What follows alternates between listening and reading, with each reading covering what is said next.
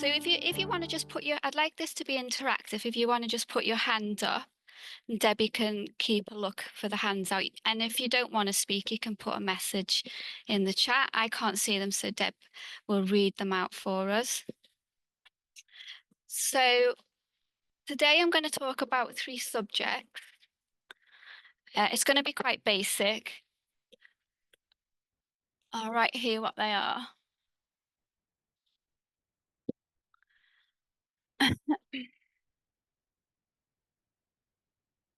So the first one will be the 3 branches of government and the administrative state.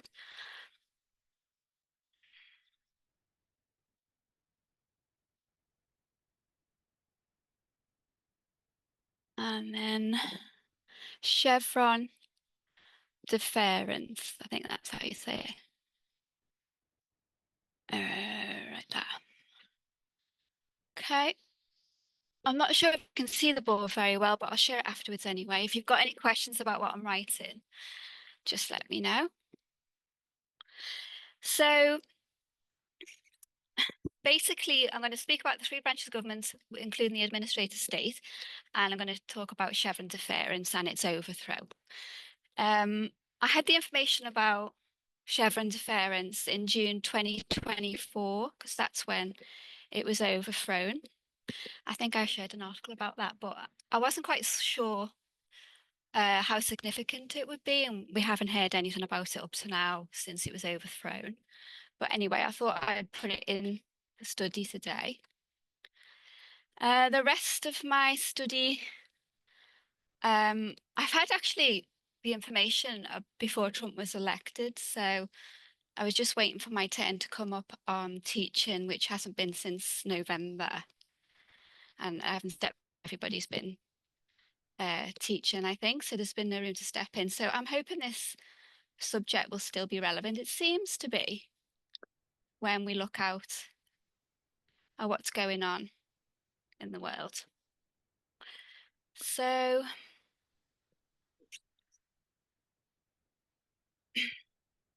let's start with the 3 branches of government. Just one person, if one person would give me one of the branches of government, not them all, just one, please. The executive. The executive. Who was that? Meet Debbie.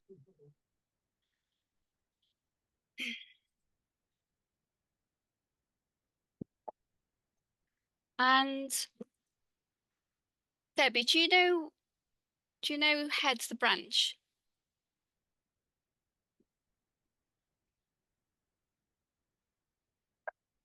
Are we talking about the Supreme Court? We're talking about the executive branch. Right, okay.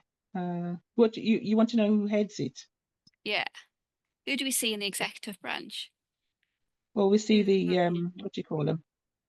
The my mind's gone, I'm telling you. What do you call them? Who's the person who's causing all the fuss in the world today? Well, it'll be Trump. It's not Trump, is it? Because yeah, it's the president. Yeah. Thanks, Okay. Seb. Yeah, I thought you were going to say something else. So. And then we have also, who else? We have the president. Who else do we have in the executive branch? Anyone? Judicial. Want to help? Who? Sorry. Judicial. I can't understand what you're saying. I'm sorry, CG. Say that again. The judicial. Oh no, that's another branch. So I'll come back to you. We'll put vice president, okay? I'll put vice president. So, what's the job of the executive branch? Don't be afraid to say anything and get it wrong, because we're not from the US. Maybe a lot of us don't know a lot about US government and constitution and so forth. So, what's the job of the executive branch? What do they do?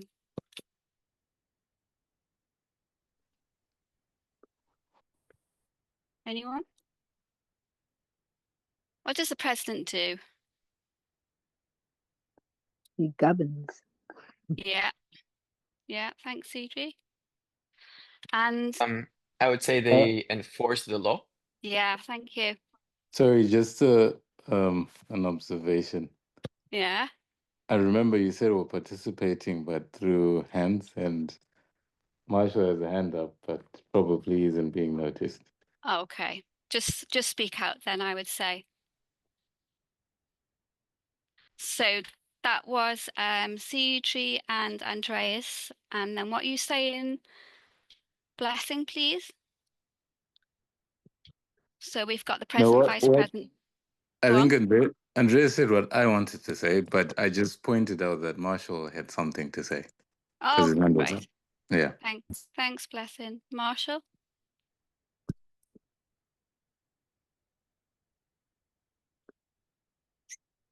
Can't hear you.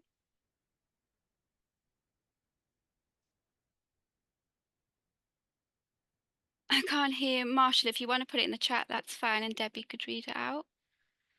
I'll go on to the next one for now. So we'll go back to Cedri, the legislative.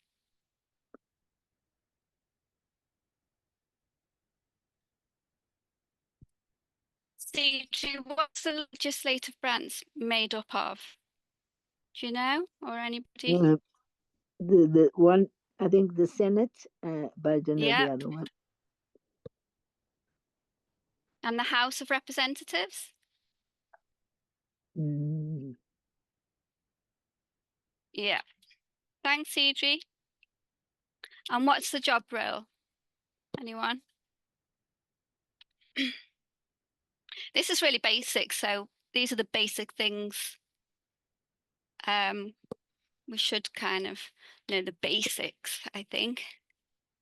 Especially it's all playing out at the moment, isn't it, in the world? So the legislative branch, their job is to make an amendment law, I think. Correct me if I'm wrong, because I'm not very good at this either. Can you say that again, please? Yeah, the legislative branch you brought up, Yeah. you said it was Senate and the House of Representatives. And then I asked, what's the job role? And I said, make an amendment law. That's the legislative branch. Does anyone know the third branch? Someone different?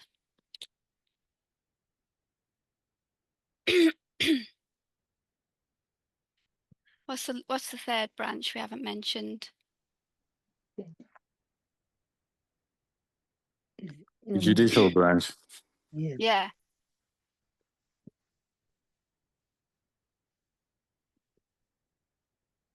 And what's the who's that made up of? The courts in the United States. Yeah. Can we name them? There's federal courts, state courts, and the Supreme Court. Yeah. Brilliant. Yeah. And is that Marshall speaking? What are they made up of? I mean, what's No, the job? it's Blessing Oh, sorry, Blessing. What's the job? to interpret the law.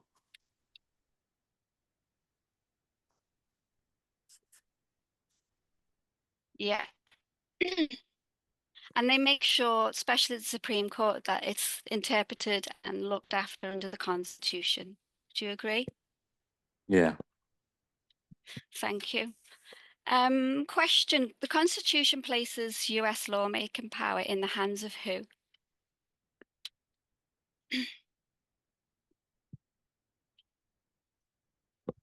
Sorry, Natalie, can you repeat the question? Sure. The Constitution, I might be saying it wrong, places the US lawmaking in the power of whose hands? Which one? 1, 2, or 3? Number 2. Number 2.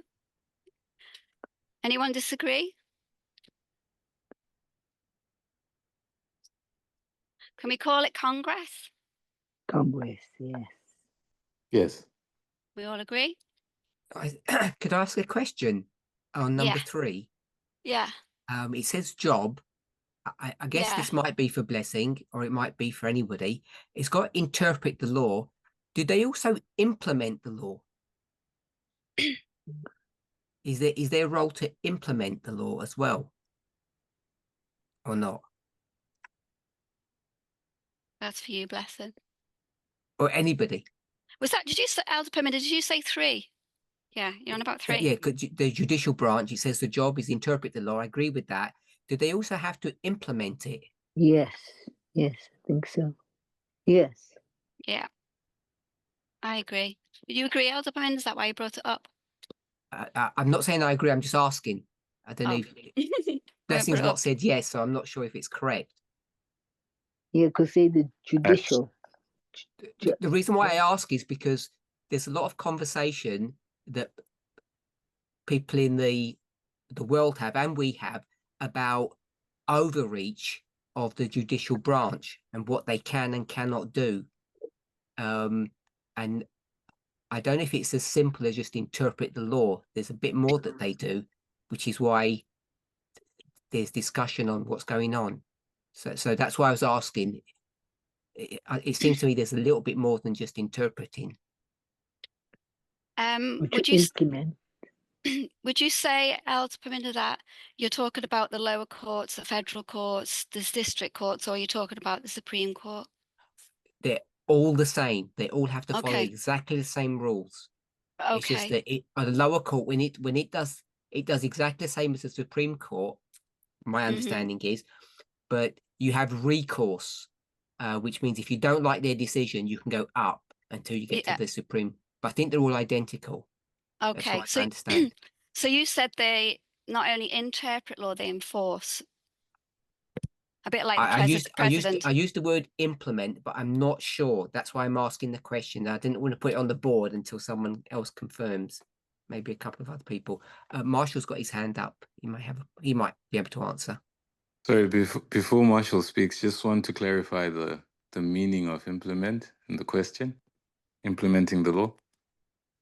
Yes, I don't. That's why I didn't want to put the word on the board because I don't know what the right word to use is. Okay. Because I agree they interpret it, but I think they do a bit more than that, don't they? Mm. Because you have to go to court to actually become a criminal. So there's a bit more than just interpretation. Yeah, So that's I don't know what the right word would be. It might not be implement. right. Right.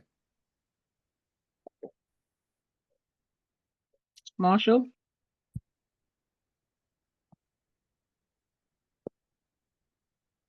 Marshall, you have your hand up. Do you want to say anything?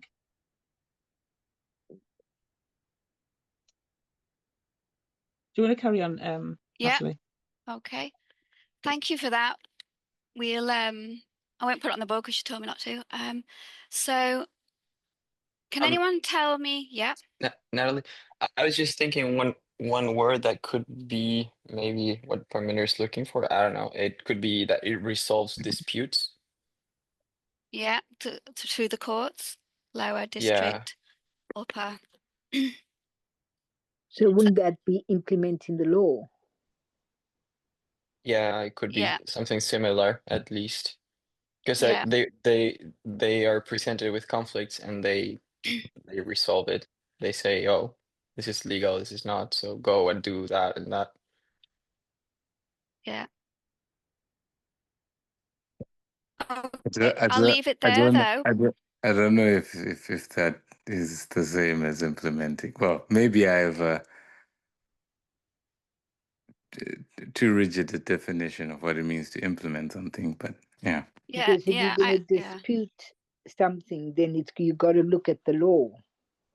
I understand that. And if I give the final word that this is what the law says, I'm not so sure if that's the definition of implementing. That's all I'm pointing out. Yeah, I think I also wouldn't call it implementing, but So we'll agree to leave it off, but there's more to. This is very basic anyway. I did have more information, but I haven't got it with me today. So can we leave it like that then for now? And we'll need to look into that a bit more because we should know really what they're doing, especially what's happening today. But thanks for the comments. It really helps. So I put here on my notes, it ensures that people making the laws must answer to the voters because in a normal democracy that we used to have, the voters vote in the representatives, don't they, which is this branch. I know we were just talking about the judicial with regards to what they do, but going back to what I was saying before, the question was, Constitution puts all the power in the legislative branch. And we called that Congress. And now my question is, it ensures that people are making the laws, not a question, it's just a statement, must answer to the voters, because in a normal democracy, the voters are voting the representatives.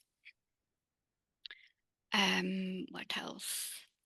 And they do that to protect the freedoms of all Americans. Freedoms of all Americans in the Constitution. Because it was meant to separate, Congress was meant to be separated like we put on the board. The founders placed these branches, didn't they, in tension with each other, so not one could become too powerful. And as we see today, the results that are being dismantled right in front of our eyes. So that's why I guess it is a bit relevant what we're talking about today. We know that the president, the head of the executive branch we've put up there, is meant to implement laws, not to make them. So like a bill or a proposed law gets sent to the president, and then if they sign it, it becomes law. Would you agree with that? Or is there something missing? This is very basic, by the way. So the president gets bills, or I don't know if they're the same as executive orders. I think that's what he's made, but I think the bills are put to him to sign into law. So is that, we put implement, that's right, because no one disagreed with that. And then if he signs a bill or a law, it's enforced. We put that. Any comments?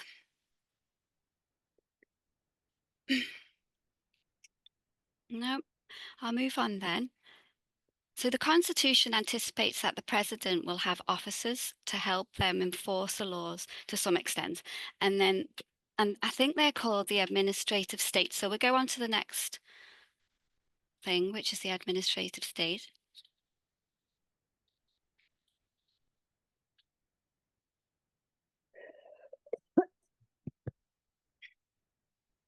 Question, what is the administrative state made up of? Does anyone want to answer that? If we're not putting hands up, just shout out.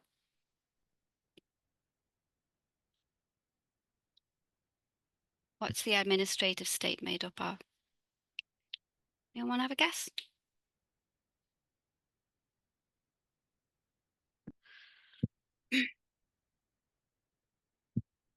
No, no one wants to guess.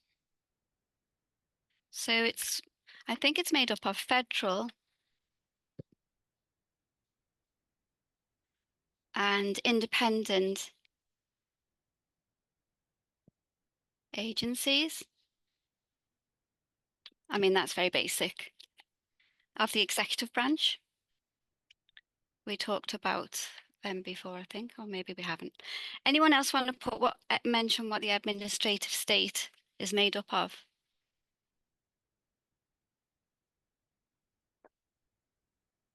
I hope everyone can still hear me. Everyone's very quiet. Yeah, you're very clear. Okay, thank you. Okay, well, no one's going to add to that. We'll go back to that later, maybe.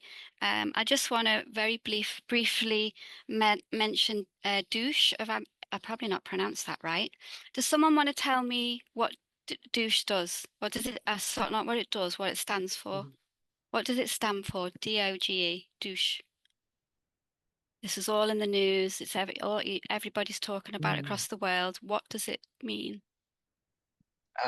Department of Government Efficiency. Yeah.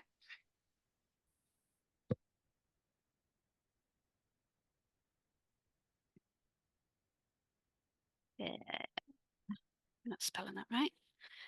Okay, and on November the 14th, 2024, back then, President-elect Donald Trump announced that Elon Musk and Vivek Ramaswamy would lead a new department called douche.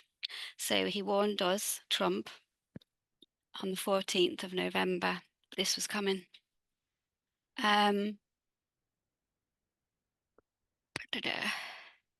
I think it was brought about with an executive order. Is that correct? Yes, that is correct. Thank you. On Jan the 20th, I guess that's when all of the executive orders went out. 2025. Thanks, blessing.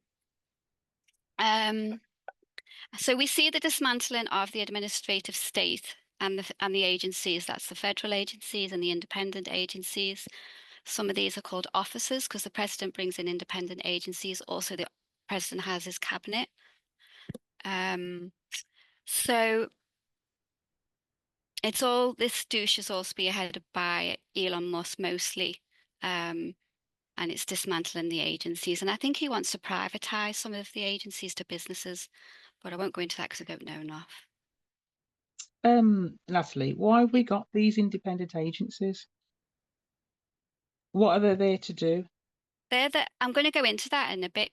I'll just briefly tell you that a lot of the agencies take care of things like the climate, whether something's safe or not, like your water, your air.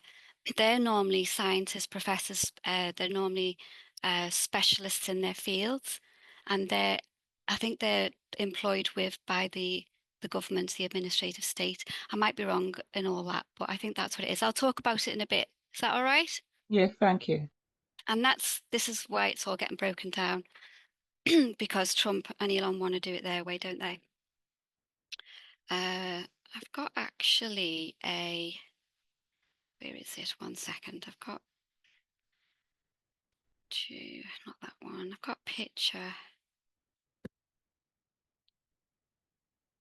a picture. I'm just gonna, I got these after I did my notes last night, but I'll just share it in the UK Fellowship Forum, just so you can delete them later, whoever's in charge of that. We got that one. Can you see what's in the pictures I've just shared? Yes, I can, yeah. It's nothing kind of what we put on the board, so anyone's watching online, don't worry, but you don't need these. I think there's a whole structure of the government, but I'm not going to go into that. I'll just share the picture. And we've got, if I share the judicial there, the executive, they do a better job with these pictures than I'm doing. 1 sec, I'm just going to share the last one. Legislative, I don't know if I've shared the same one, I'm sorry about that. Okay, so let's carry on. But you might be able to see better than looking at the board, I'm not sure. So let's move away from douche. Anyone got any further comments to add with regards to what Elon Musk is doing with the administrative state and the agencies? If not, we'll move on. Don't want to go into that too much. So we've seen that the progressive federal court judges are restraining Trump somewhat for now. If you've been keeping up with the news, Trump has asked the Supreme Court, can he fire independent agencies or persons, which are these here. So we've already seen 107 executive orders signed by Trump. However, there's also been 150 court orders against them. And the progressive judges have put on hold 40, which has somewhat slowed down Trump's agenda, I guess, with regards to his executive orders. So we're seeing all that play out now. Any comments about that? About the executive orders, about the court bringing cases against them? How many did you say that came against the executive orders? How many of them were 100. there? It's 150 court orders. I know there's only 170 executive orders, but it's not like one for each. It's all the cases that all the litigation that's happening over it. And who is it that's come against them? Is it mostly Democrats, or who is it that's come against them? I'm sure it'll be all the Democrats. It's also I had more information on this, but I haven't got it right now. Sorry about that. So it's very, very, very basic. But you can see it all playing out in the news. Some articles getting shared about all the struggles that are going on there. So we'll come back to that maybe, and we'll move on to Chevron. So Chevron deference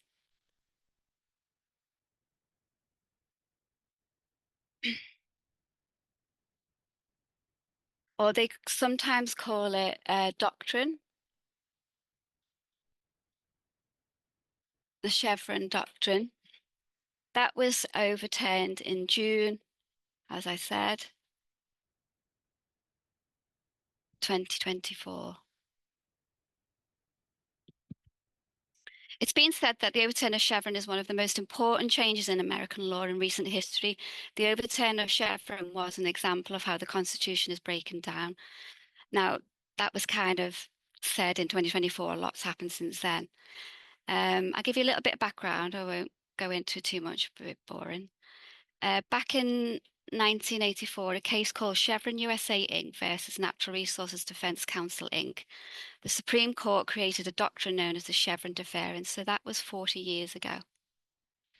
Generally, it required courts to defer to the administrative agencies, these agencies here, to refer to them of the interpretation of any ambiguous statutes or laws. So any problems that came up in the lower courts, the federal courts, they'd refer to these agencies' interpretation as long as it was reasonable. So in 1984, Chevron deference sounded reasonable as Congress could not anticipate every situation that the agencies faced. So sometimes it directs the agencies to act in the public's best interest to provide statutory commands, which could be interpreted in several ways. So as a result of these congressional kind of enactments, Chevron deference was used as a defense for thousands of rulemakings by agencies covering numerous sectors. Like I said before, I think Debbie was asking what they're about. So from like environmental issues to protection of financial regulation to healthcare and disease and prevention and so on. So that's what used to happen in the past. The Supreme Court used to defer to the administrative agencies before a case that came up where it was overthrown, Chevron was overthrown, and the case was called Loper, if you say it like that, Bright Enterprise. Who was it? Where is it? Oh yeah, Viramando. Oop. Okay, and that was overturned, as I said, in June 2024. The Supreme Court ended a 40-year precedent, and some say that the overturn of Chevron doctrine took power from the voters and gave it to the Supreme Court. And that's because the voters vote in, don't they, the representatives. So now they're saying that all that power of anything that's ambiguous within the courts will be it's been overthrown. The power from the people, the voters, has been given to the Supreme Court. Anyone got any questions about that?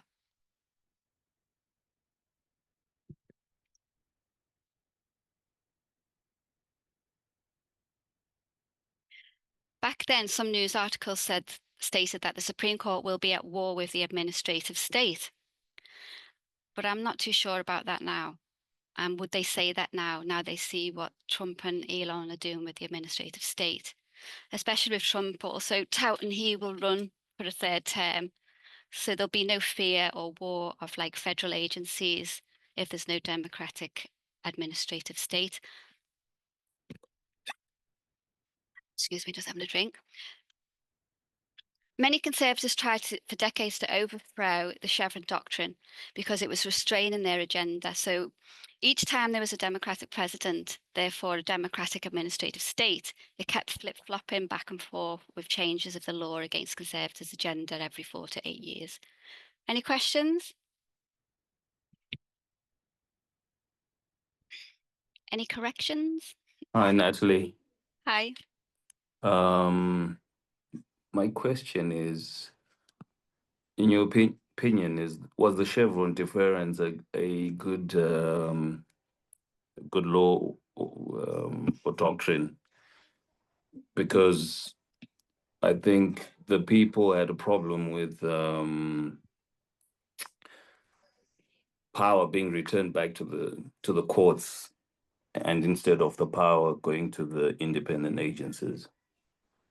So I'm not sure your thoughts around that. Yeah, I think I'll go into that in a minute because I think for decades, if you just wait with me, maybe I'll answer. If not, will you come back? Yeah, sure. That's Yeah, fine. That's fine. it's a very important point that you brought up, though. It makes sense now. So many conservatives tried to, as I say, overthrow the Chevron doctrine because it was restraining and flip-flopping every 4 to 8 years. In the case of Loper Bright Enterprise, I put on board, the Supreme Court decided against the administrative state, reducing the powers of the federal and independent administrative agencies' interpretation in areas of their expertise. And this was eliminated in 2024.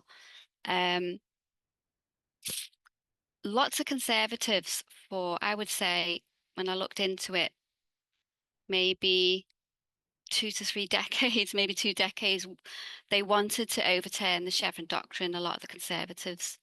So as I say, I wonder if they would spend millions on it now to get it overturned when they see what's going on, if they knew what was going to happen today.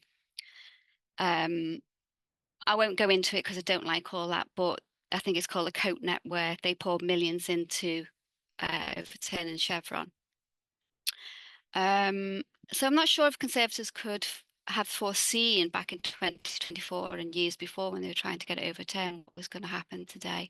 Probably not, of course, a lot of them. So what was your question again? My question was the Chevron deference doctrine a good doctrine in the sense that was power supposed to be vested with the courts or with the agencies, which is the best, Yeah. which is best practice? I think that in the sense of their expertise, because they had many expertise in the certain things that came to the court or ambiguous cases or issues, I think they were put there, these agencies were put there and employed because of their expertise in these things. So I think for many years it's worked. And if you got a reason why you think it wasn't fair or it didn't work with the federal agencies doing the interpretation in regards to many different areas of American life.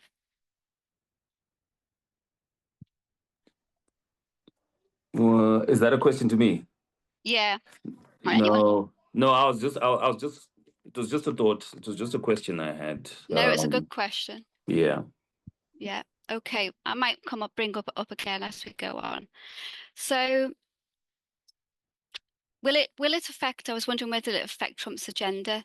So some of the media sources have stated on the overturn of Chevron, it's putting a limitation on the federal agencies, as we can see, and a power, but that would use in the past we would say that would align with Trump's deregularity vision, but that was before obviously douche came along.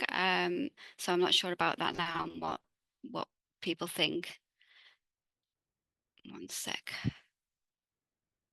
But it was stated also it may impose or slow down his agenda, Trump's agenda, and Elon by requiring his administration to work within narrow legal perimeters. So we are seeing some of that now at the moment.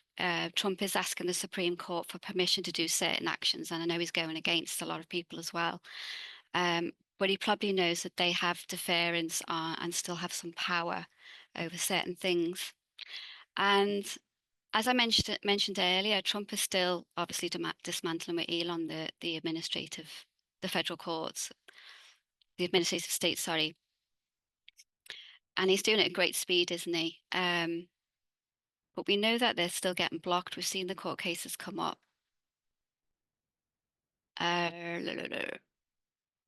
do see problems arise, and especially when, even though you might say, oh, Chevron doesn't really make much of a difference now, look what they're doing to the administrative state. Is Trump ever going to be kicked out?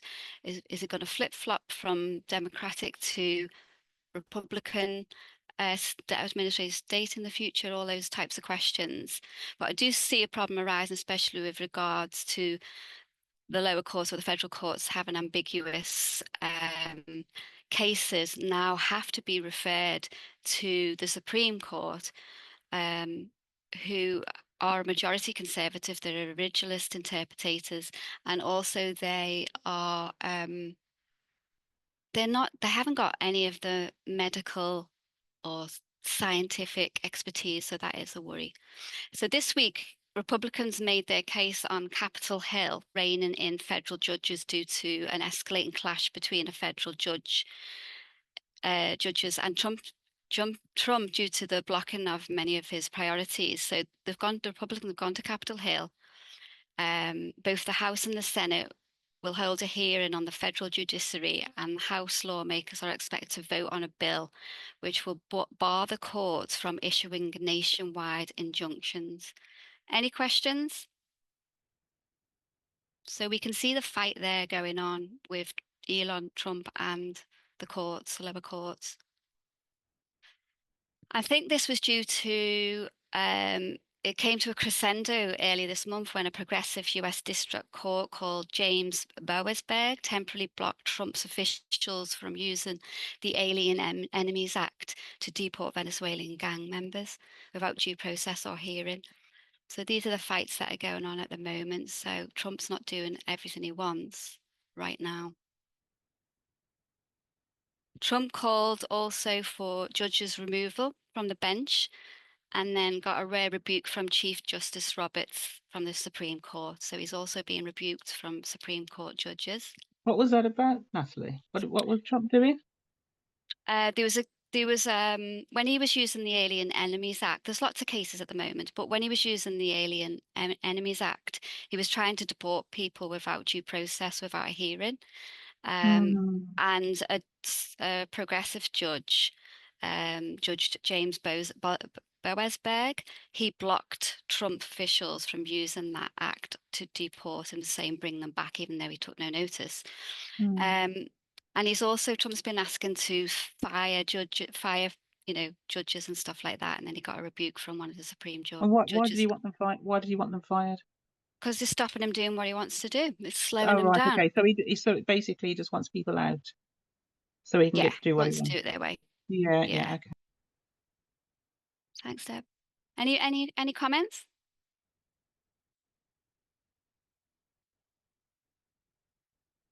So we'll see what happens. I think we know what happens prophetically, but we see him being blocked at the moment. However, some are saying on, I think it was the 5th of March 2025, the Supreme Court issued its first decision in Donald Trump and Elon Musk escalating war on the government agencies and Congress power of the purse. So I don't want to go into this because it's a little bit boring, but the Washington Post has stated that the court is one justice shy of letting Trump and Musk do whatever they want. And that was the case that went before the courts in March the 5th. I won't go into it, but it was a 5-4 decision district court case. Basically, in other words, the high courts are giving the government grace in complying with the order that, and I might be wrong to think, but I think it was the one where Amy Coney Barrett went against it, which was a bit of a shock and surprise to everyone. I think it's basically saying that some of the justices think that Trump and Elon should be able to unilaterally turn off congressionally mandated spending because it was to do with spending and paying staff. So basically they were stiffing staff and not paying them. So it was including, it was turn off congressionally mandated spending as well, and including for the work already done, like I said. And I think it was Justice Alito in a dissent argued that not only can the government refuse to pay its bills, but those who have been stifled or stiffed, whatever way you say it, cannot sue for payment. So basically, the Supreme Court seem already on the way to allowing the dismantle of the administrative state. We know it's already set up with a Conservative majority anyway, the Supreme Court. Any comments?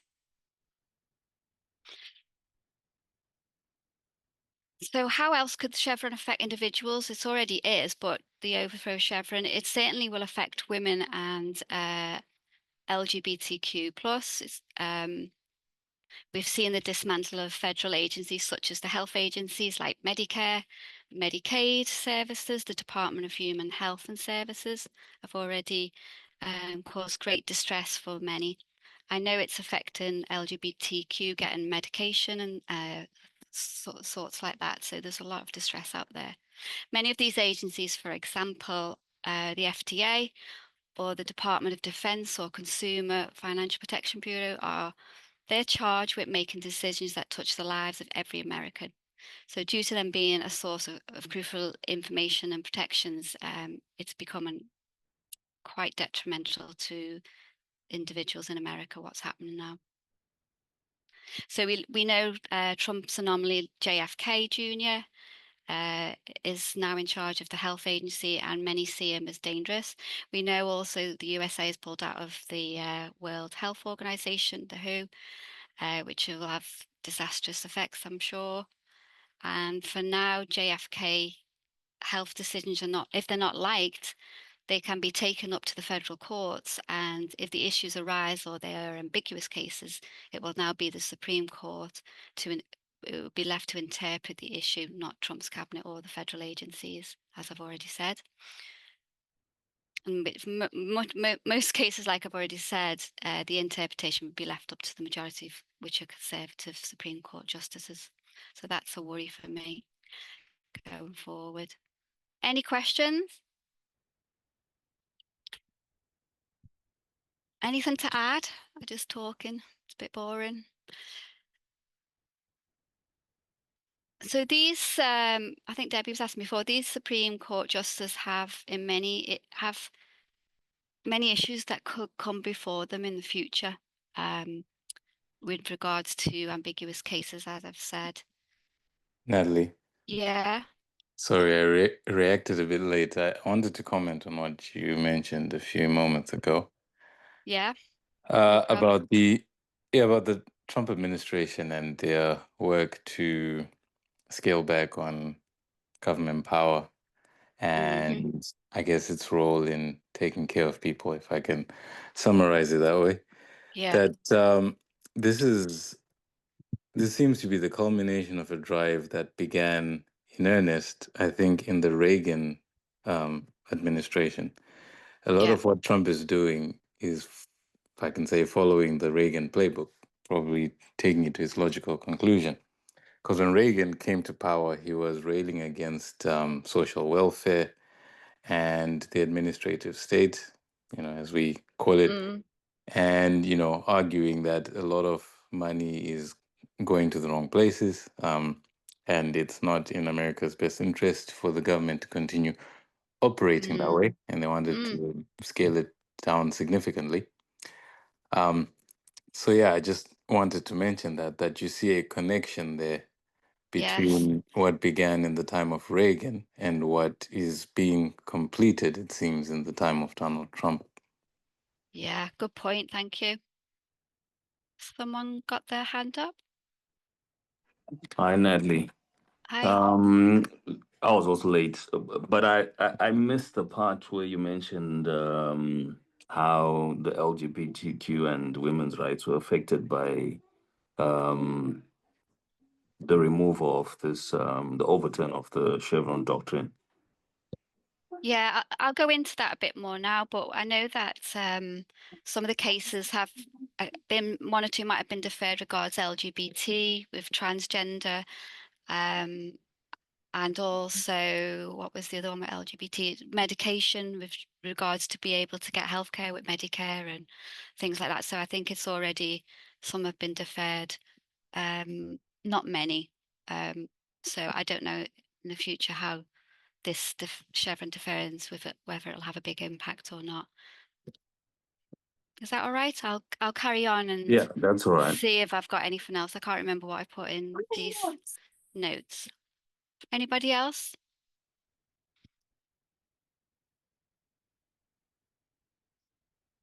So as I mentioned, some of these changes with the administrative state will affect the legality of every financial product as well.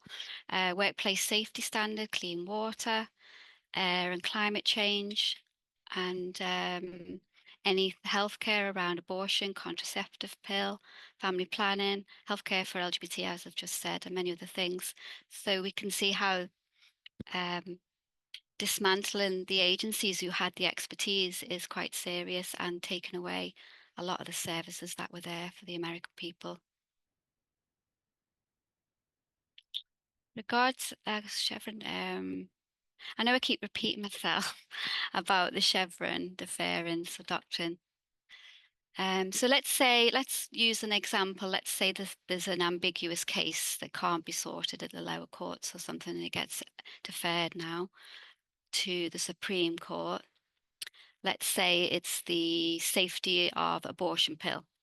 So it will not be to say it's ambiguous and it can't be decided at the lower courts, and they defer to the Supreme Court for interpretation. And I think leaving the safety of such thing like a contraceptive pill up to the Supreme Court, in my book, is madness, because they haven't got the expertise to say whether a medication or is safe or not. Any thoughts on that? Anyone? Because they have no scientific medical background, no drug safety background. I mean, that's normally left up to the FDA, the Food and Drug Administration, if it's regards drugs. There's many examples we could go into. However, regarding the abortion pill one, maybe it won't matter, I don't know, because Trump's just put Martin, I think it's called Makary, his name. He's just put him last week as the head of the FDA. And he's an anti-abortionist who actually shared misinformation about abortion pills at his Senate confirmation hearing. So that's quite worrying. And he's the head of the FDA, which would say whether that abortion pill was safe or not, or bring up an issue. And that was stated in an article by Mother Jones. Maybe he'll bring up some issue with it about the safety of that to the lower courts. It'll get taken to the higher courts. I don't know. Any questions? Any comments to add? And there's another example. You know what I'm like. I'm going to stick to these examples.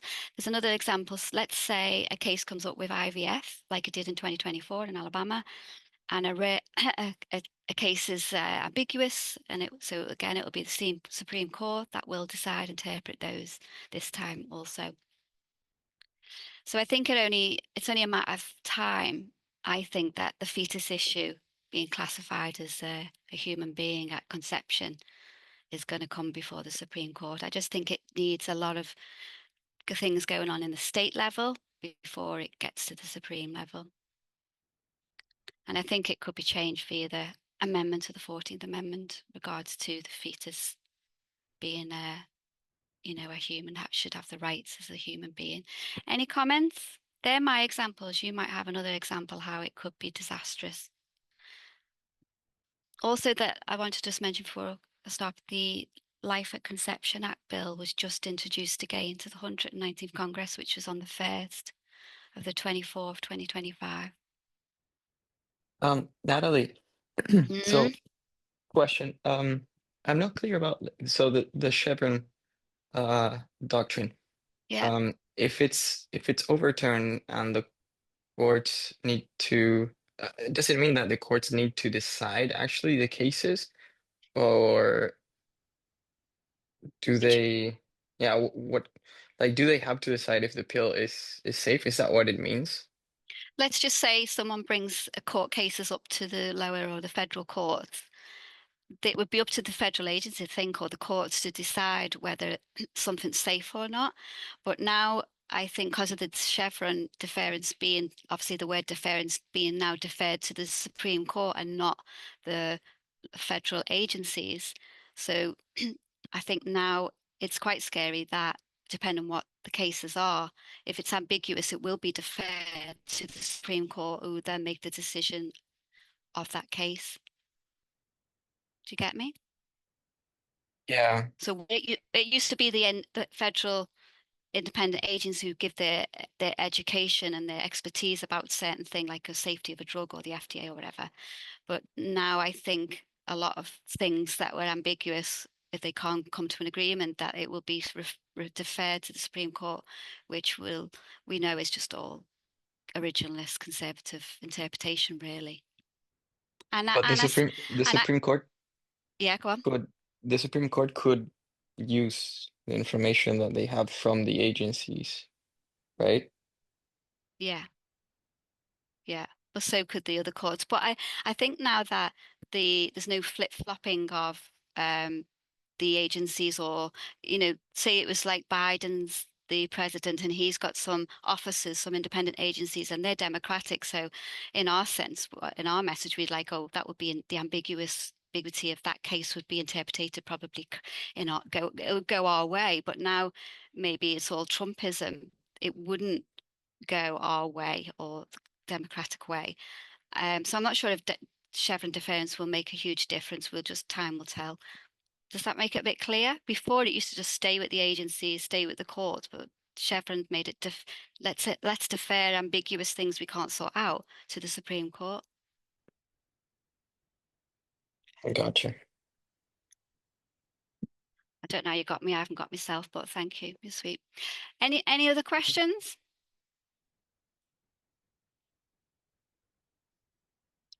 All right, let's go to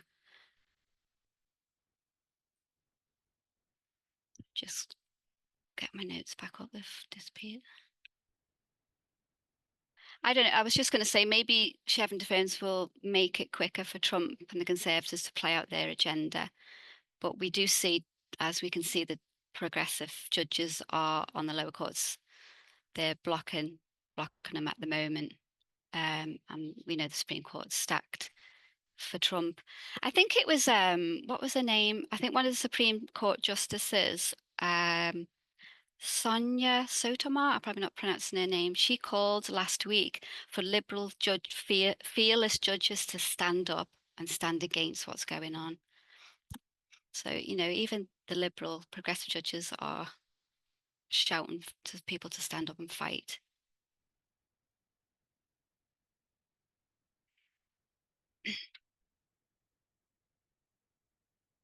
I remember reading that when Chevron was overturned back in 2024, there was a bit of a, you know, it was on the news, there was a bit of an uproar about it back then. They were, because they obviously didn't see what was coming.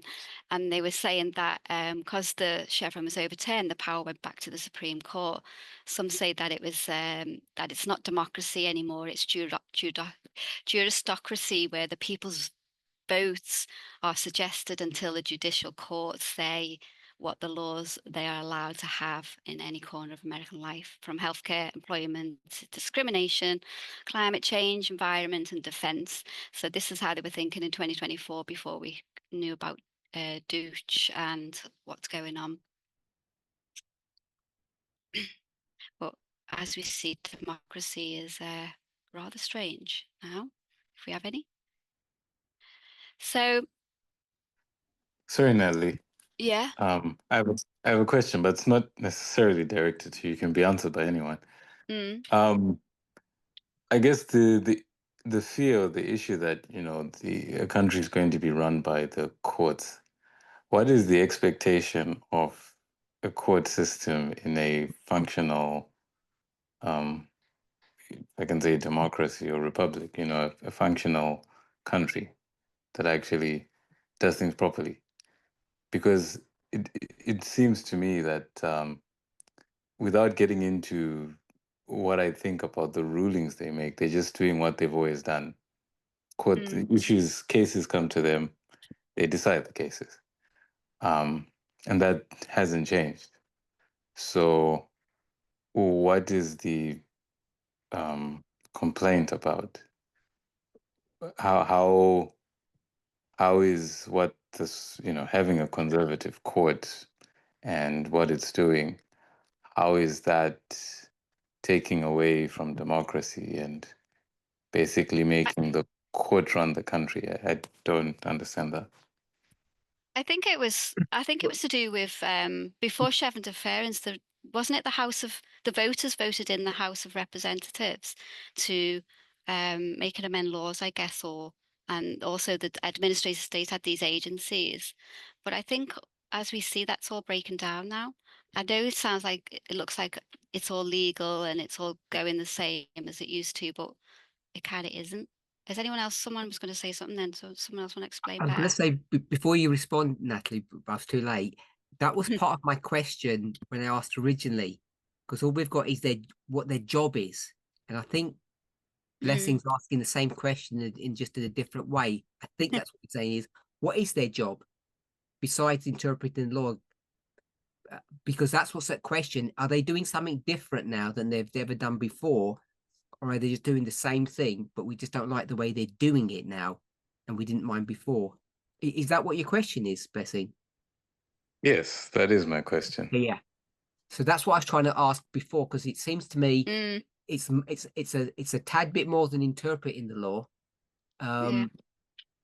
and we just don't like the way they're doing it now, and perhaps we didn't pay attention in the past, or we didn't mind wherever it was.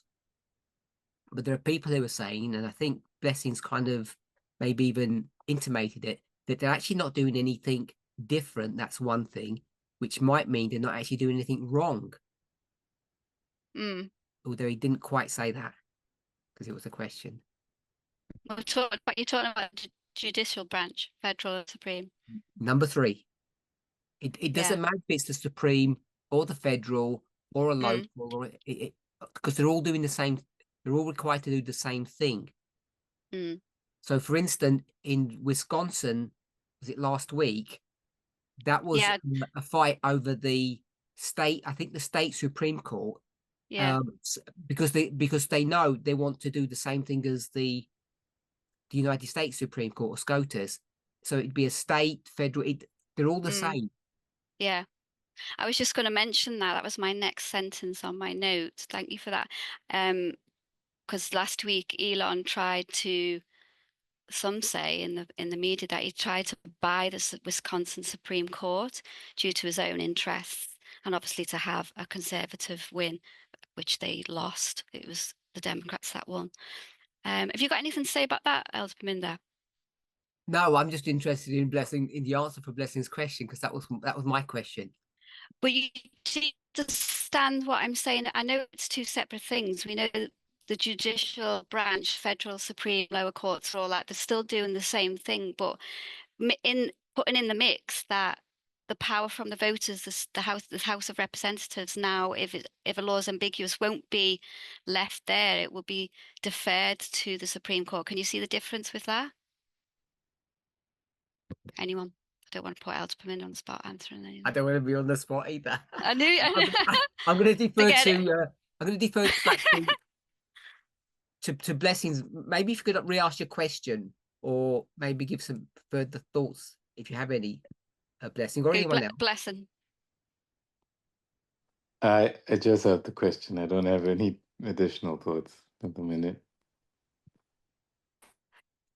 It seems to me over the last several years that as we've looked at this, we've attacked SCOTUS for misbehaving. Yeah, I don't think they have.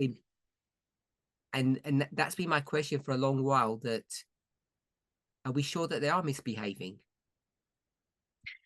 Yeah, but what about the things like that they're allowing Trump and Elon to do some things that seem a little bit dodgy with regards to the Constitution, like with some of the cases, or, you know, the kids they defer back to the lower courts to make up the district court to make up the mind they should if the contracts and pay their bills or not. You know, it all seems a little bit supportive of Trump, where I know they're keeping the law, but it's like on the edge a little bit sometimes. I don't know. Oh, no one's got that answer. Elder Paminda's got the answer. Telling us, or there isn't an Natalie, answer because nothing's changed. Yeah. I was just gonna say about that I think the point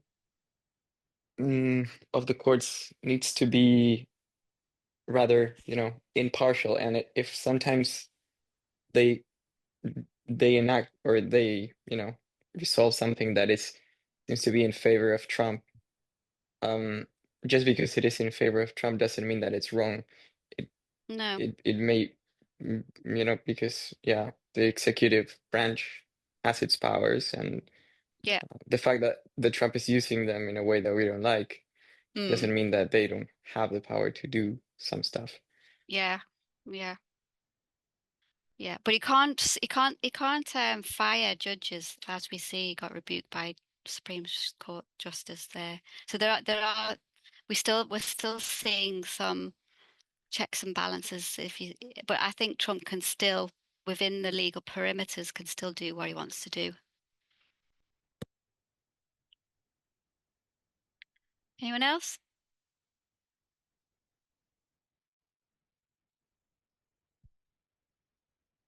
So that was my last little bit, really, just mentioning the Wisconsin Supreme Court and how Elon Musk lost that one.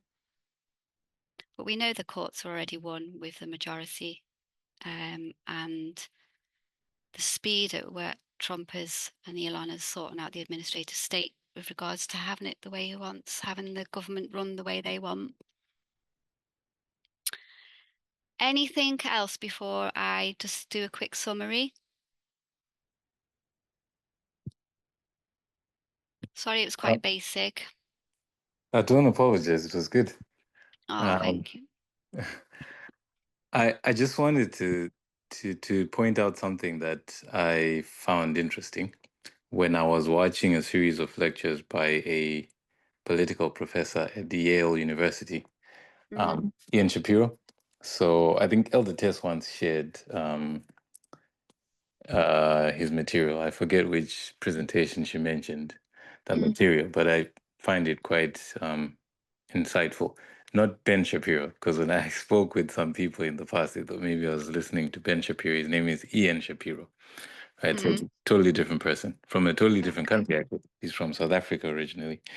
Anyway, he pointed out how when we got to 1989 and the collapse of the Soviet Union, there's a phenomenon that started unfolding or taking place, and that is right-wing politics started becoming more popular amongst people, and that included in the United States. And the reason for that is because the new right was able to frame the Democrats, the opposition, within the context of communism. So they said everything that the left is trying to do is basically trying to bring back communism. And people had been taught to hate communism because of the Soviet Union. And so ever since 1989, the left has been struggling to gain a foothold on people. Their messaging has not been effective. It hasn't been as good as that on the right. And in order to try and get more relevance, they have shifted further right, which you see with Tony Blair in the UK, as an example, and Bill Clinton in the United States. You know, that the reason why Bill Clinton could be elected is because he took on a lot of Republican positions or conservative positions that really made him look like a blue Republican, if I can call him that. And that helped him get elected. Yeah. But yeah, so the reason why I'm bringing that up and mentioning it is that the study that you have brought up and what the Trump administration is doing, like I said, is connected earlier to what Reagan was doing. Yeah. I think you can also see that there has been this development that has been taking place, especially since the collapse of the Soviet Union, since 1989. You've got this undercurrent in the right wing, that has actually been growing in influence, in power, in popularity in the minds of people over time until we get to the present moment. So I find basically what you said, the study that you had about the Trump administration, their agenda, you know, what they're trying to do with the government, and how that actually connects with what we are currently discussing in the movement, which is the rise of the Seventh Kingdom, how that phenomenon actually takes place. And that if we've been paying enough attention, we can actually see that this concept, this way of, if I can say, political methodology, this way of running a country, has been growing in influence and power since the fall of the Soviet Union. So I just wanted to mention that. If you want, I can give you the link, not you, anyone, to those lectures. They're really helpful. About 26 lectures that help to explain power in politics in the modern world. So Thank you. Yeah, thank you for that. I'll message you probably. And I think that goes back to 1989. Was it Elder Paminda said the Seventh Kingdom, 1989? Mhm. I can't remember. I think it was. I I wanted just want to, yeah. I just want to read what's in the chat by Charity. Charity said maybe the problem with the Supreme Court is being partisan, though they are doing what the courts have always done. Mm, And can I just say one thing? I don't know if Manjit's listening, but Susan's been trying to get in. oh, Manjit, I don't know if he's listening, but she's trying to get in. If you could let her in, please. Thanks. yeah. Thank you, Charity. So who wants to dare to say that the USA is a success in what it's doing right now? Trump, the Seventh Kingdom, the three branches of government are overthrown. Would anybody like to say that or go against that right now? could you rephrase your question? Sorry, I don't quite understand what you mean.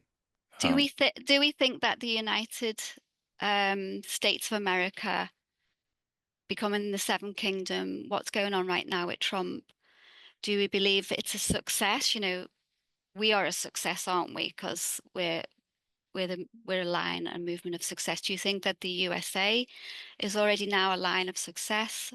It's on the trajectory of success. It's already there, and the three branches of government are already won. Where would you say we are today? So, how I would answer your question, I'm not sure. I didn't want to speak to the three branches of government necessarily, but what you said about the success of this movement, whether we call it a Trump movement or whatever, I think it's been on the path of success since 1989, at least according to Ian Shapiro.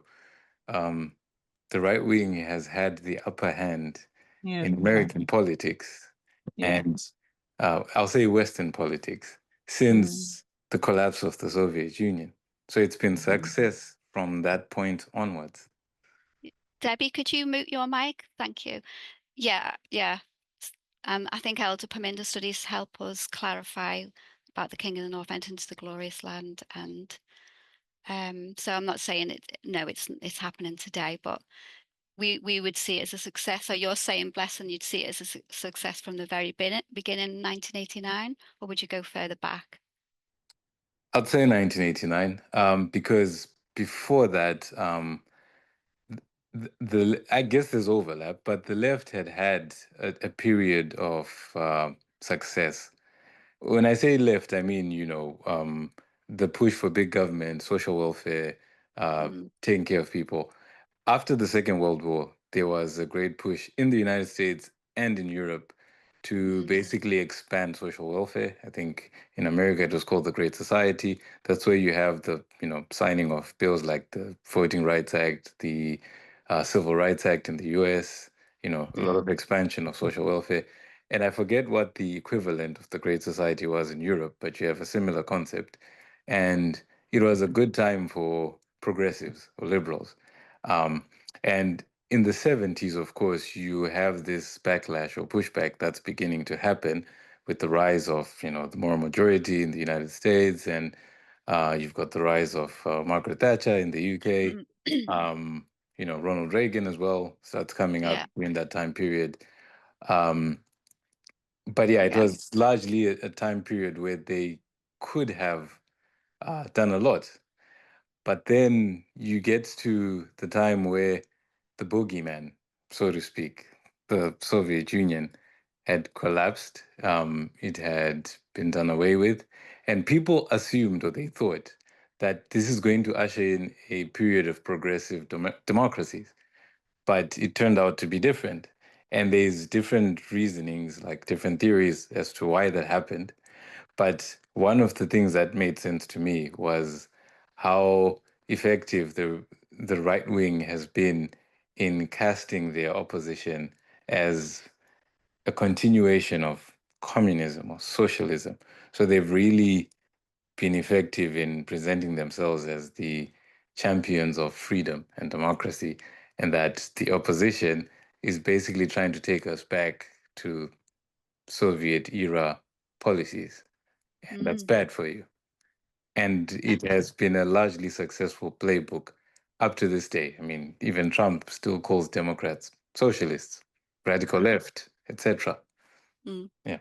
Yeah, thank you. I think I'll just summarize if no one else has got anything else. Did anybody else want to speak, or before I Hi, just give a Natalie. quick summary? Hi, Hi, Natalie. I don't know who that is. Hello. It's Primrose. Hi, Primrose. Yeah. So I just wanted to answer to say that I think your question, to answer to your question, that it's a success. So the thing is, when we look at success, we always want to define it as something positive, and a good achievement and all.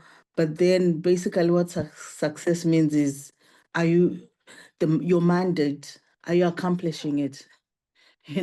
Whether Yeah. it's good or bad.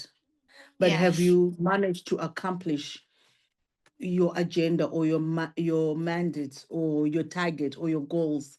Yeah. And so if your goal is to change from drinking 1 pint of beer to 5 pints of beers, then you're successful, Yeah. in your set goal. So Yeah. I just wanted to highlight the point that normally when it's something negative, that's something we don't like, we don't really want to acknowledge that that Yes. movement is being successful. Yes. Good point. Thank you. Yeah. I like the study Elder Paminda said about, I don't like quoting people, but I will, about the hammer, about God using, I'm not sure if Elder Paminda said Trump or King of the North, Trumpism, to do their work really. And like you said, I think they're doing a good job. So shall we end there? Unless Elder Paminda wants to tell me off for saying the wrong thing. So I'll just quickly talk about this quick summary. So we spoke about 3 branches of government, who runs them, what they're made up of. We talked about the administrative state, the same thing, what it's made up of, and how it's been dismantling with Elon. And we talked about the douche a little bit, what's happening there. And then I mentioned about Chevron deference being overthrown, a 40-year precedent, and how that may have implications for women and LGBTQ and other individuals of the USA. And then we had great conversation about the judicial branch and the federal and Supreme Courts and how they interpret law as their job, but do they do something else? I don't think we've got that answer yet. Maybe that's for someone else in another study. So thank you all for your contributions. I was so grateful because I didn't think this was going to go as well as it did. So thank you. And I will kneel now for prayer if you want to join me.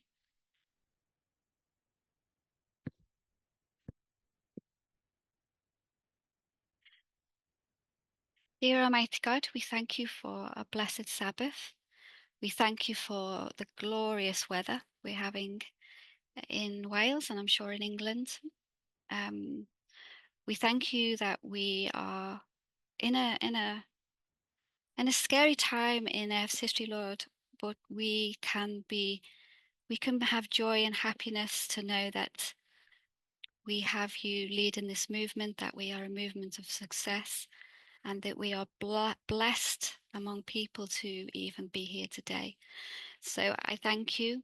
I pray that you will continue to direct and bless this movement and all those in it, and give us courage and strength to march forth like an army. May we keep this day holy and blessed and meditate upon these things. In Jesus' name I pray. Amen.